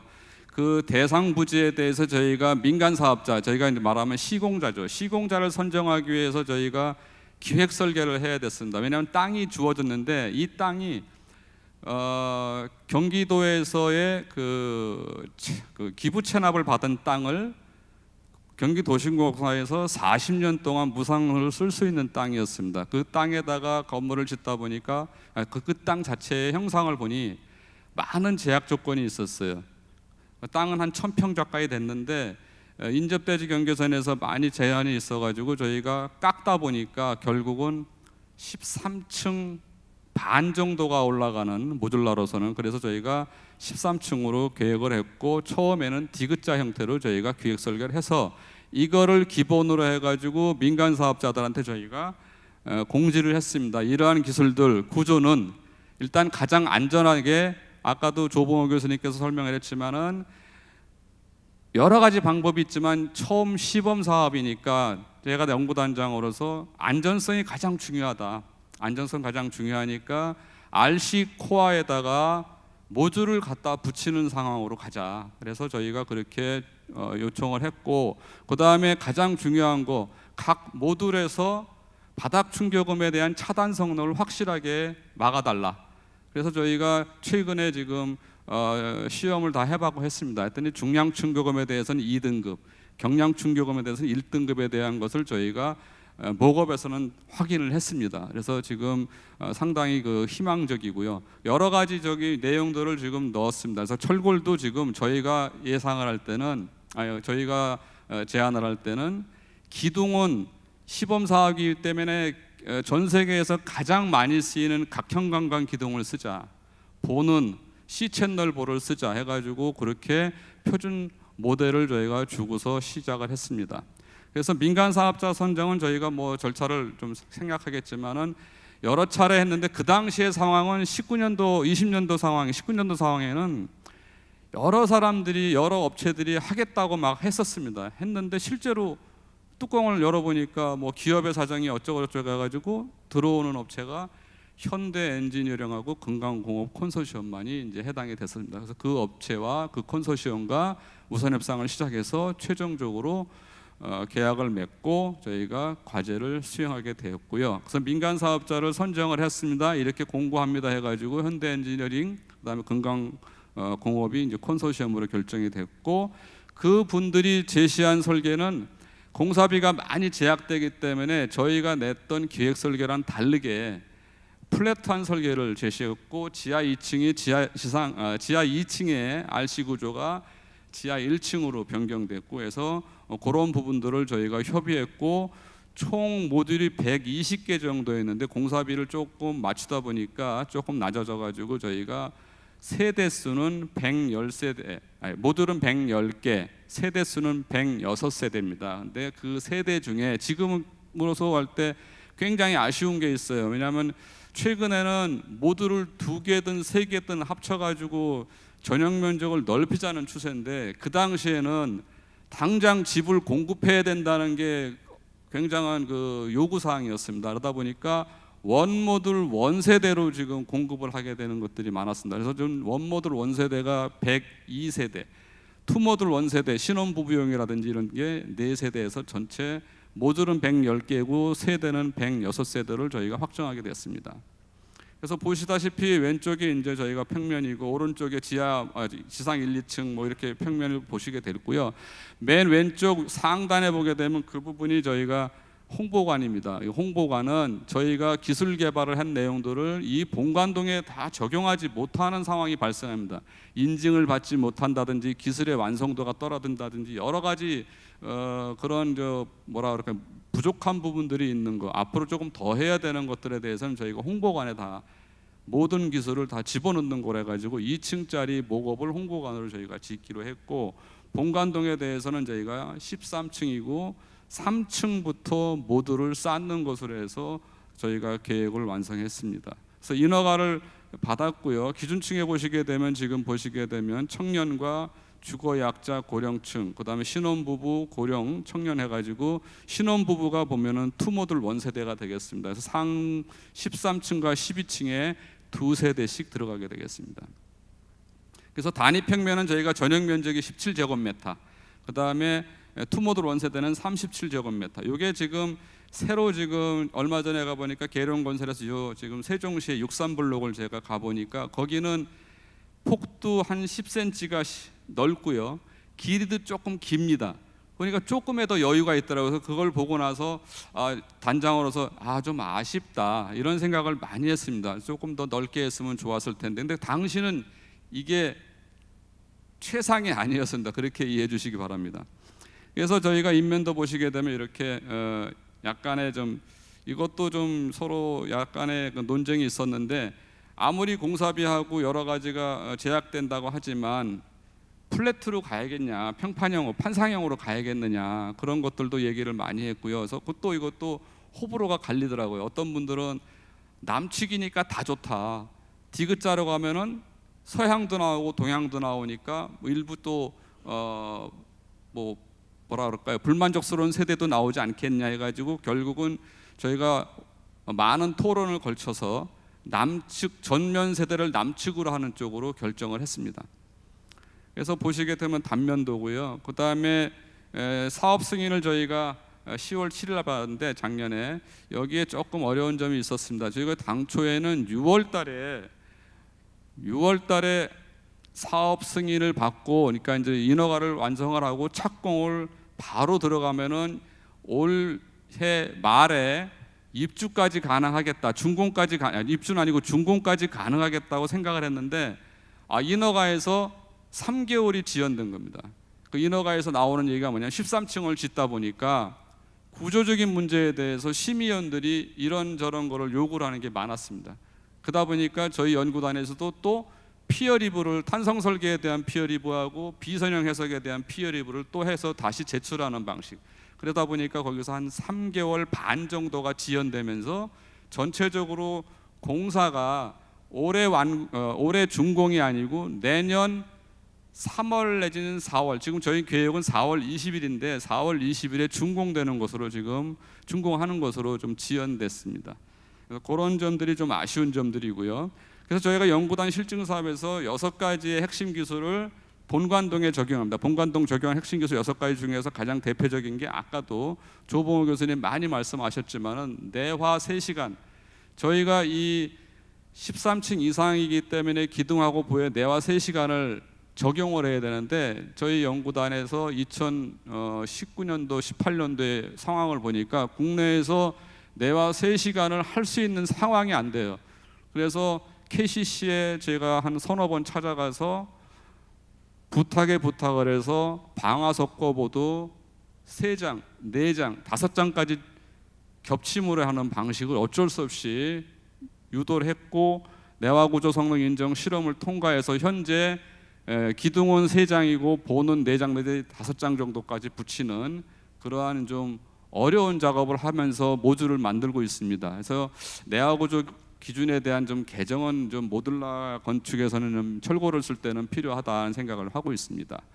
그다음에 좀 기둥하고 그 코어랑 그 모듈이 달라붙는 데가 있는데, 저희가 안전성을 가장 중시했기 때문에 모듈과 코어가 달라붙는 데에 있는 구조 성능에 대해서 저희가 검증을 해야 되겠다. 그래서 그런 부분들, 그다음에 BIM 기법을 통합해서 설계부터 유지 관리까지 과연 모듈라에서 BIM 기법을 어떻게 할 것인지에 대해서 얘기를 했고, 그다음에 모듈을 운송할 때 많이 파손이 됩니다. 그래서 모듈에 운송을 할 때 충격 저감 장치를 개발해서 현장에 적용하는 거. 그다음에 모듈이 지금도 좀 걱정인데, 모듈을 지금 열심히 만들고 있습니다. 지금 현장에 들어갈 모듈 열심히 만들고 있는데 110개 모듈을 실내에 쌓아놓을 때는 없습니다. 일부는 결국은 밖으로 나가야 됩니다.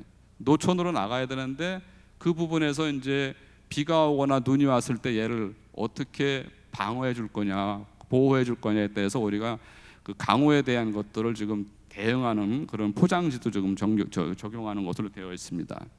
그래서 기본적으로 홍보관에 적용한 기술은 전본적으로 콘크리트하고 콘크리트하고 철판을 섞어 쓰는 거, 그다음에 경량부재라고 그래가지고 목재를 섞어 쓰는 거, 이런 여러 가지들의 형태를 저희가 적용할 겁니다. 그래서 그 노란 부분이 저희가 본관동에 쓰는 기술이고요. 일반적인 기술을 소프트한 기술과 하드웨어 기술을 저희가 나눠 가지고 가급적이면은 홍보관에 다 전시하는 것으로 되어 있습니다. 제가 또 아쉬운 것 중에 하나가 저희가 중간에 진입한 기술인데, 베스런포드, 화장실이 보면은 모듈라를 만들 때는 화장실이 가장 많은 시간을 소요합니다. 거기에 일반적인 공법으로 타일을 붙이고 어쩌고저쩌고 하는데, 그거를 공장에서 만들어 온 모듈을 갖다가 기본 모듈에다가 꽂아 넣자. 그래서 베스런포드를 저희가 기획을 했는데, 아직 국내 여건상 이게 공사비가 너무 자재값이 비싸지는 거예요. 그래서 그거를 이번에는 본관동에 적용을 하지 못하고 홍보관에만 적용하는 것으로 저희가 좀 이렇게 수위를 조금 낮췄습니다. 그래서 지금 아까 말씀드린 실증 사업의 본관동에 적용하는 기술 중에서는 이제 가장 또 소프트한 기술 중에서 가장 중요한 기술이죠. MC 설계를 어떻게 할 거냐, 안목 치수를 어떻게 할 거냐, 이런 것들에 대해서 저희가 정리를 했고요. BIM도 마찬가지고요. 그다음에 모듈러 접합부라든지 3시간 내화, 그다음에 운송, 포장 같은 거 아까 설명을 했습니다. 그다음에 현재 일정으로 보게 되면 저희가 올 1월 24일 날 착공을 했고요. 24일 날 착공이고 12월 31일 날 저희 공사 현장은 완공이 목표입니다. 완공이 목표고, 그러니까 완공이라는 건 뭐냐면은 모듈을 다 쌓고 내장, 외장, 수장을 다 끝내는 겁니다. 지금. 그다음에 내년에 저희가 4월 20일 날 준공이 목표고, 현재는 11월 지금 오늘 3일이니까 거의 말이죠. 말인데 지금 현재 모듈을 4층까지 지금 2계층이죠. 그때 전체 층은 4층이고 거기까지 쌓은 상태가 되겠습니다.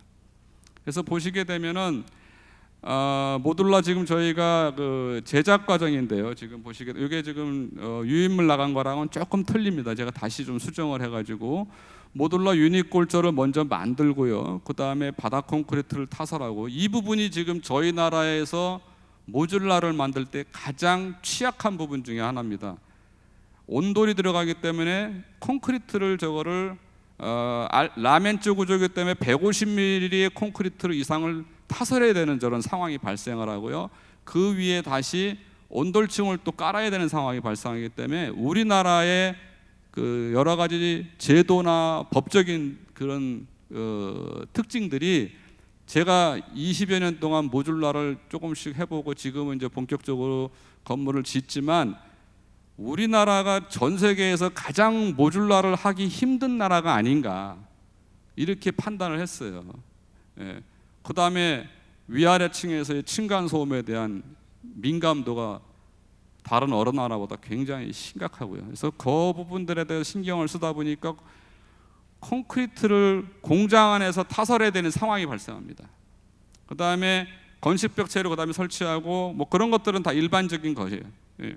그것은 보시면 되고요. 그 다음에 그 바닥을 지금 보시게 되면 콘크리트 쳐야 되기 때문에 철근 그 우리가 이제 일반 강상판 덱이라는데 강상판 덱을 깔고 하는 것들은 다 문제가 없습니다. 그 다음에 그 사업 착공 신고하고 공사 착수 요 내용들에 보시게 되면 저희가 이제 모듈을 만드는 거였고요. 그 다음에 두 번째로는 기초 콘크리트 타설을 해갖고 이제 현장 일입니다. 그 다음에 기초 타설을 완료하고, 그 다음에 지하 1층 주차장 같은 경우에 뭐 골조 공사하고, 그다음에 기계실, 장비실 골조 공사를 하고요. 그다음에 뭐 전체적인 뭐 지상층으로 올라오면서 이렇게 결국은 지금 현재 보게 되면 오른쪽에 보시게 되면 코아 공사가 완료가 됐고 지하층 골조 공사가 완료가 됐습니다. 그래서 보시게 되면은 맨 왼쪽 상단에 보면 기초 공사했고 코아 공사했고 모듈 적층을 하고, 오른쪽에 보시게 되면 이제 모듈을 적층하려고 지금 대기 상태고요. 왼쪽에 아래 그림을 보시게 되면은 철골 모듈이 지금 2계층이 쌓여져 있습니다. 그 뒤에가 지금 RC 코어가 있고, 그다음에 RC 코어 후면에서 바라본 모습이고, 우측은 모듈을 11계층이죠. 11계층을 다 쌓았을 때의 예상되는 모습입니다. 그래서 그렇게 이해하시면 되고요. 그다음에 현장에서 보시게 되면은 단위 모듈을 그 운반해서 모듈이 들어옵니다. 이게 진천 금강공장에 들어와서 양중 크레인으로 해갖고 모듈을 들어서 현장에다가 놓고 그다음에 설치해서 가는 방식이고요. 가운데 줄의 맨 아래 그림을 보시게 되면 우측이 코어고요. 왼쪽이 모듈의 입구 쪽입니다. 그래서 가운데가 복도입니다. 그래서 이거는 중복도 타입인데 코어에서 모듈 쪽으로 바로바로 들어가는 것이고요. 지금 원래 이게 동영상인데 이게 짤이 되는지는 모르겠지만 거기 보시게 되면 이제 우측 상단은 모듈 들으려고 이제 동영상을 제가 집어넣은 건데 여기까지는 모르겠습니다. 그다음에 하부는 지금 3층 바닥에서 모듈을 쌓는 겁니다. 지금 이게 하나씩 이제 쌓기 시작해 나가는 거죠. 근데 앞으로 모듈 설계를 할 때 지금 저희가 아까 기본적 설명을 좀 덜 했지만 어떤 게 있냐면 이걸 설명해야 되겠군요. 제가 구조적인 입장에서 볼 때 저 왼쪽에서 보게 되면 모듈이 지금 보게 되면 3층 바닥부터 쌓입니다. 3층 바닥부터 쌓이는데 어떤 현상이 발생을 하냐면 3층 바닥이 약간의 처짐이 계산치보다 많이 생기거나 그러게 되면 저 모듈을 쌓을 때 굉장히 곤란해집니다. 그래서 저희가 처음에도 설계를 집어넣을 때 어떻게 했냐면 저 3층 바닥이 트랜스퍼층인데 트랜스퍼층을 온통 슬랍으로 1100mm를 설계를 했습니다. 1100mm 설계를 했는데 그것도 부족하다는 느낌이 많이 들었어요. 그래서 거기가 사실은 이 모듈 공사할 때는 키포인트입니다.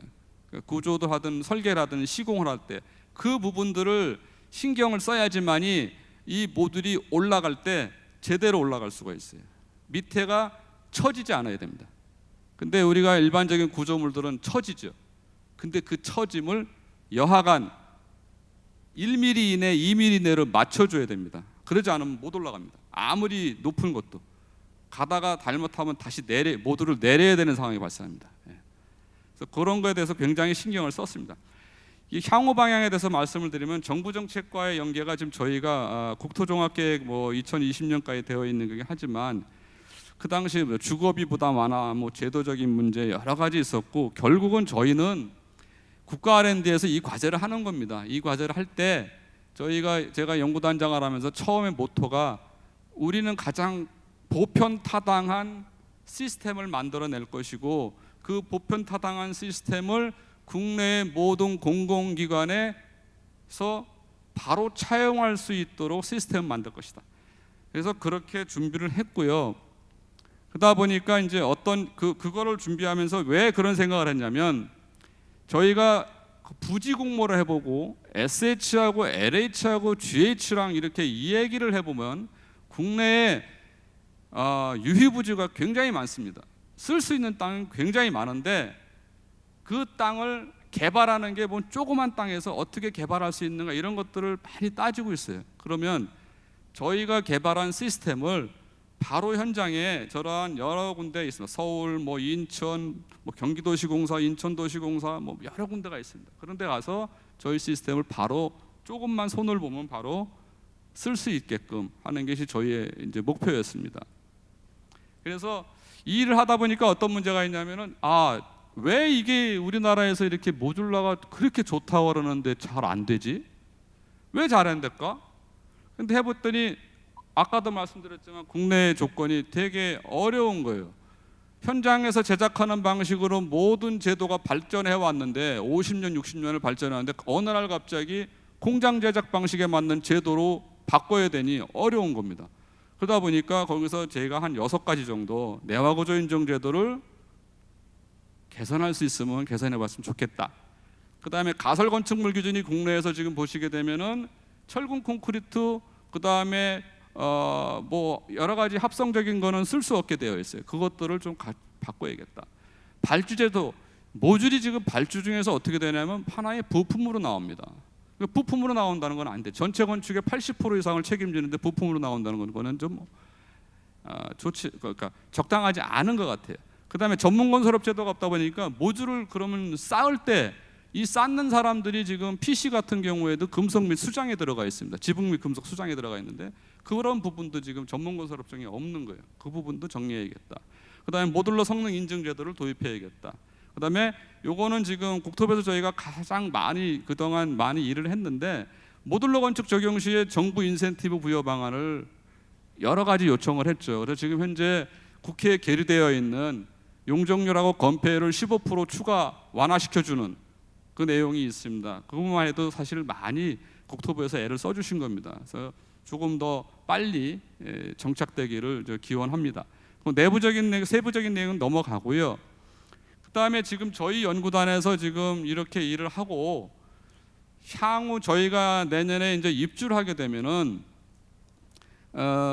후속 사업이죠. 후속 사업이 그럼 우리가 원모듈 원세대, 투모듈 원세대 이렇게 했는데 그러지 말고 3모듈 원세대, 4모듈 원세대를 해갖고 최근에 트렌드에 맞추자 해서 5구제곱 정도 전용 면적이 또 8호제곱 정도 이렇게 정도를 해보자 해갖고 저희가 25층 정도의 목표를 해가지고 연구단을 지금 계획하고 구성하고 있습니다. 그런 부분들에 대해서 저희 연구단에서 도출된 연구 결과들을 다 반영을 할 것이고요. 그래서 그런 것들이 진부되고 있고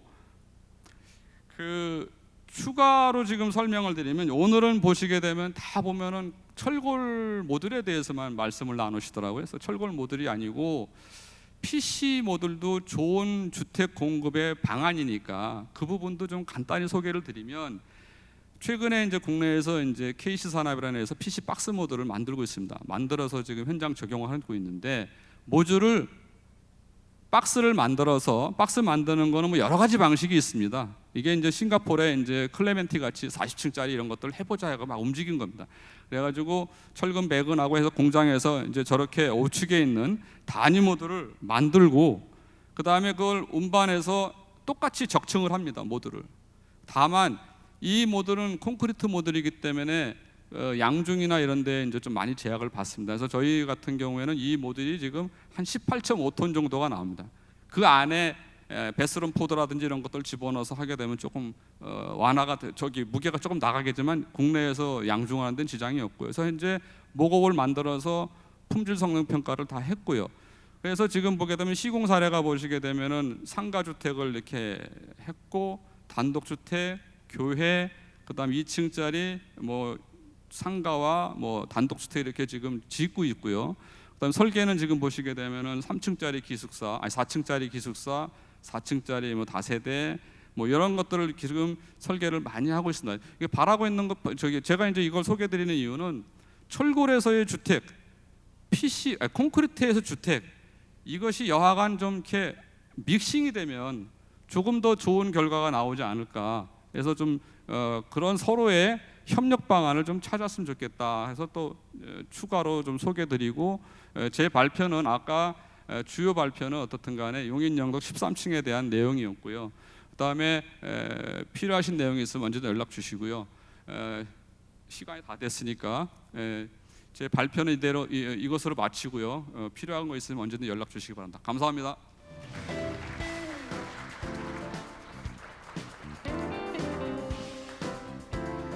네, 백용 선임연구위원님의 발표까지 잘 들어봤습니다. 네, 감사합니다. 자, 이제 조금 더 깊이 있는 이야기를 나눠볼 좌담회만이 남아 있는데요. 무대가 좀 정돈이 되는 동안 또 이야기 나눠보도록 하겠습니다. 서울대학교 지석호 교수님, 아주대학교 조봉호 교수님, 또 마지막 발표까지 해주셨던 백용 선임연구위원님 이 세 분께 다시 한번 큰 박수 부탁드리겠습니다.